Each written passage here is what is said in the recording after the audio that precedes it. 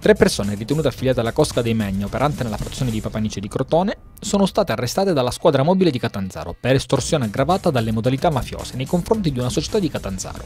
I 3, secondo l'accusa, avrebbero imposto al titolare dell'impresa il pagamento del pizzo per la gestione del servizio di lavanderia della clinica Sant'Anna di Crotone. I finanzieri di Locri hanno posto sotto sequestro 2 società cooperative e un consorzio di cooperative, realizzati, secondo l'accusa, al solo scopo di acquisire indebitamente contributi comunitari ed erogazioni di prestazioni economiche di previdenza agricola, quali indennità di disoccupazione, maternità e malattia.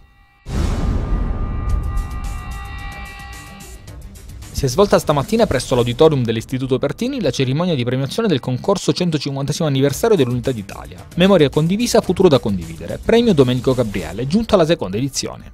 L'iniziativa è stata organizzata dall'Azione Cattolica dell'Arcidiocesi Crotone Santa Severina.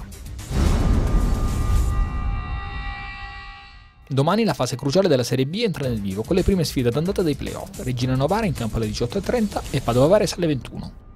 Il ritorno è previsto per domenica 5 giugno. Una di queste 4 squadre andrà in Serie A. Regina Novara sarà una sfida molto equilibrata, vista la forza dimostrata dai piemontesi quest'anno e l'attitudine a giocare ad alti livelli da parte degli Amaranto di Azzori.